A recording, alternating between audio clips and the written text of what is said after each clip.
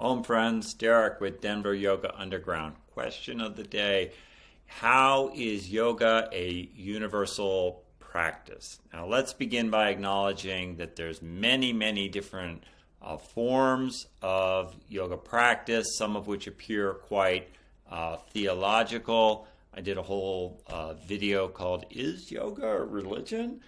And I'll include that link below if you want to go further down that road.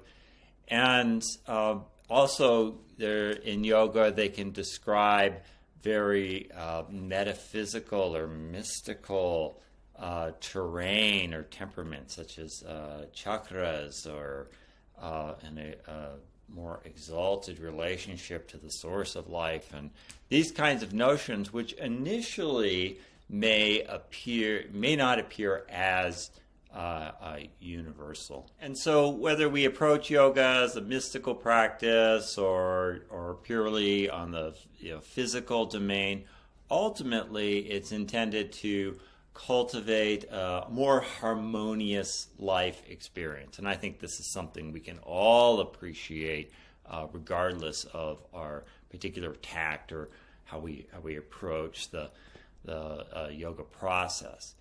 And to have a more harmonious and integrated life experience. And the methodologies draw upon the instruments of life experience themselves to create this kind of harmony or integration. Now, there are 24 of these life experience instruments as delineated by the Samkhya system. We'll just kind of set that aside for a moment and just focus on three essential ones that are woven or spoken to in that Samkhya system as well. And that is simply your physical body, your breath, body, and the mind.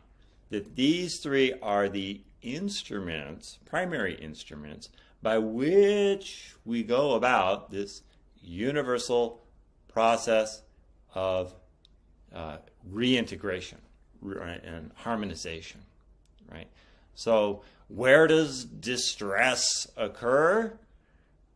And where does, simultaneously, where harmony occurs? All of that is reflected in our bodily experience, in our breath experience, and in our mind. So we go right to the mediums of experience themselves to create more harmony and integration. And they're not so separate either. They're woven together like the braids of a rope. So if I ask you, if you thought of something that made you very anxious, that would happen on a bodily level, respiratory level, as well as a mental level. And similarly, the same is true for peace. So the practices are about kind of repatterning the body or repatterning the breath or repatterning our focus in a way that's conducive to this harmonious, universal, harmonious integration.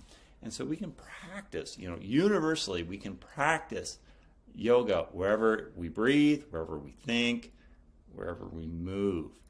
And every life experience is an opportunity to kind of reflect on the alchemy of these three forces and getting them to weave together and hum as harmonious as possible. If you think about something like resentment, right? Resentment, right? That'll be reflected in these three mediums.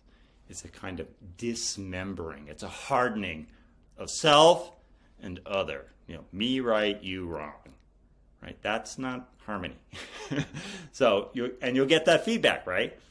Versus if you think of something like compassion, which is more of a remembering state of existence, right? Compassion broadens your sense of self and it becomes more inclusive, and of course is reflected in your breath, body, and mind. So in this way we can practice yoga universally in our relationships, in our own mind-body organism, and as well and in relationship to the deeper mystery of the cosmos. All right, peace, people. Thanks for sharing, liking, etc. I'm happy to be sharing with you. Om.